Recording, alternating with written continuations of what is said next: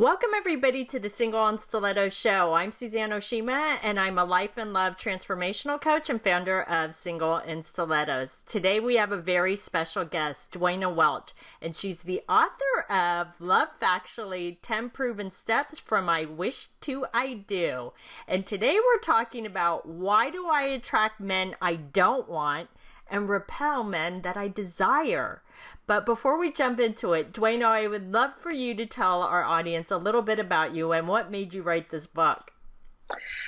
Thank you so much for having me on again. I just love your audience and I enjoy being on this show so much, Suzanne.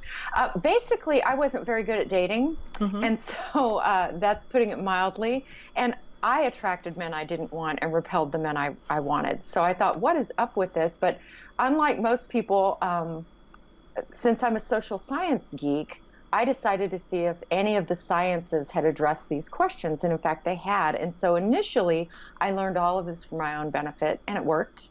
And I started getting clients, and that turned into a blog and a book, and now a second book that comes out in January.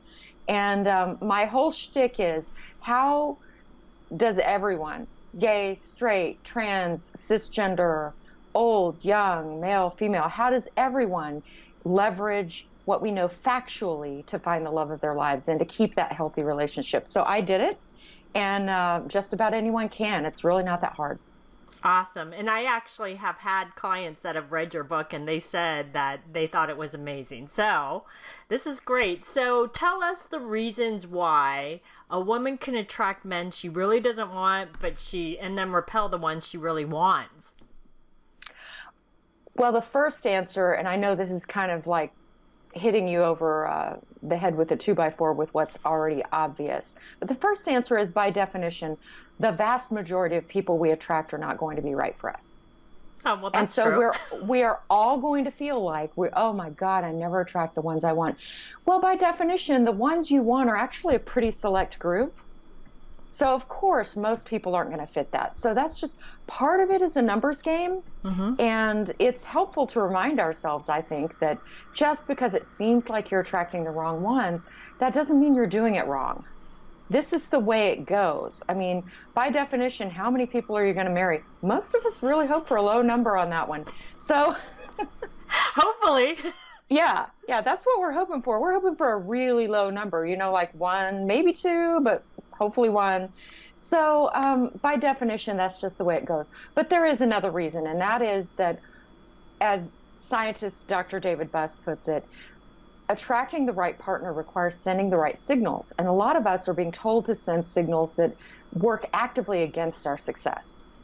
Yeah, I can see that, because a lot of women that I work with complain about that. They're just like, I don't understand. Yeah. So, for example, there's a really popular dating app right now, Bumble. I really admire the chutzpah and the skill of the woman, the business skill of the woman who's launched it. She's in Austin. She has super cute offices. She's got a real women's empowerment theme to her business, make the first move. And her whole shtick is, hey, we're women. We don't need to wait for a guy to make the first move anymore. We're empowered. We're equal with them in every way. And why not make the first move?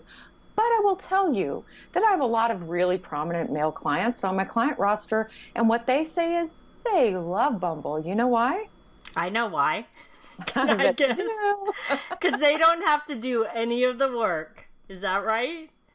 Because the women are basically saying, I am sexually interested in you. So what they do is, when they're traveling around, they literally have told me this.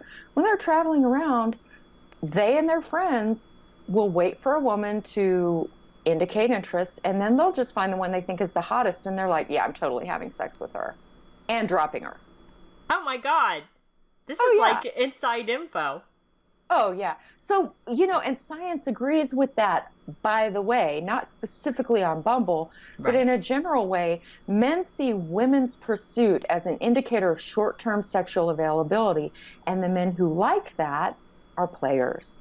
That totally makes sense. There have been studies by David Buss and David Schmidt. I call them the Davids. Starting in the 1990s and continuing right up until now, that show very clearly that no matter what the dating platform, men who are in short-term mating mode, and I should say almost all men have both a short-term and a long-term mating psychology. So do women. Right. There are circumstances under which we also will hit it and quit it. Not as many circumstances, but we have those circumstances. It's part of psychological adaptations that help the species to continue and specifically help a particular person's genetic line to continue. So we all have this in our evolutionary program thinking. Mm-hmm. But these are just evolutionary suggestions. They're not instincts. They're not things that we are compelled to do. Well, men admit very freely in studies from the 1990s right up until now that when women pursue them, what they hear is, I am sexually available to you, and please don't make a commitment to me because I'm sexually available to everyone. That's what they hear. So sending the right signals nets you the right man. And what are the right signals? I can tell you also from research done at major, huge dating sites that the signals that men respond to are, you're on the dating site, but you're not reaching out to the guy. He has to reach out first. Ah, that makes sense. So wait for them to come to you, right? Yeah. Men are anywhere between 6 and 11 times more likely to reach out in that first contact than women are. And in my experience, they never forget who reached out first. And your mileage may vary. I do have a woman that I helped write her profile. She was getting nowhere. In fact, I wrote her 2 profiles. I wrote her one, and then she showed all her friends. And her friends said, oh, don't post that. So she put up a profile that got her no traction at all. And then I reached out and said, it's really weird. That profile should have brought Mr. Right to you. And she said, oh, I didn't post that one. My friends didn't like it. Well, I'm not dating her friends. Like, her friends don't understand science-based mating psychology. So I said, okay, one more shot. I'll write a different profile. Please post this one, though. So we wrote another one, and it brought Mr. Right within a week. A week? Mm-hmm. She did reach out first, but he would never have seen her profile if she hadn't. So can you share, I know this interview is too short to go into total detail, but what was the difference in her profile that you wrote and the one she had before? Like, what made a huge difference? Is there one thing? Sure. So again, sending the right signals is really important. Women typically confuse hard to get with being bitchy and aloof. Mm-hmm. Or they just talk about themselves, which is a big dating mistake that both genders make. The best profiles talk about the person you're looking for, not about you. Because what's everyone's favorite topic? Them. Mm-hmm. So it gives them an opportunity, and men like a challenge. So it may be a questionnaire where if you get a certain points total, I'll answer you. It's a little bit of a challenge. That's like, it's really fun. Funny. It uses the words fun, and it has the concept of fun because men respond to cues of youth. Not every cue of youth is how you look. It's also how you act. Are you upbeat? Are you fun? Are you flirty? Are you lighthearted? Those are cues of someone who hasn't had the life ground out of them by hard experience. Youth. Do you mean like a woman that's had her heart broken and puts on her profile, if you're this type of man, don't contact me? Yeah, we don't like that either. Think of the thin and beautiful and kind of culturally iconic women that you know. And if they're dating online, like they're the total package, if they're dating online and a guy says no fats, they're never answering him. That's true. They're never answering him because he has a chip on his shoulder and he's a misogynist and a pig and he wants that. Right? Yeah, that is true. So if we do that, if we say, if you're poor, don't answer. Or if you don't have a bachelor's, don't answer. Well, we're being the female equivalent of that, are we not? Mr. Successful doesn't want your huge chip on your shoulder. Yeah, that's true. He wants signals that you're fun and lighthearted and available and open, that you're open and expecting goodness in your life. He wants that, and he wants that combined with, and by the way, I have enough going on that you're going to have to reach out to me. Don't say that, just never reach out. And it's funny, my husband and I have a really interesting story that's along these lines. He has admitted in the recent past, like past couple years, we've been together almost 11 years. I'm married almost that whole time also. And we're very happy together. And he's admitted that had I not blocked him, like for 30 days, I looked at his profile and he looked at mine and he didn't reach out. I didn't know he was telling everybody he knew that he wanted to reach out, but he was sure he was going to screw it up. All I knew was man not reaching out equals he's either doesn't have the confidence, which was the case, or he isn't that into me. And either way, look, life is going to throw a lot of hardship at you. It just is. And you need someone who has the strength of character to approach you, whatever the reason. It's required. So I blocked him on the dating site we were using, and that's when he realized, oh, she wasn't going to be around forever, and I just royally screwed up. But a day later, I brought him back. Now, that wasn't by design, although it certainly would be now if I had known the science on that. It wasn't by design that I blocked him, but when I brought him back, he immediately wrote to me, and he told me he would have spun stories about our happy future and done nothing forever if I hadn't blocked him. Men know what they want when it's gone. So, women, the key is you don't chase them, but when they approach you, you are super friendly. You thank them for everything they do that you like.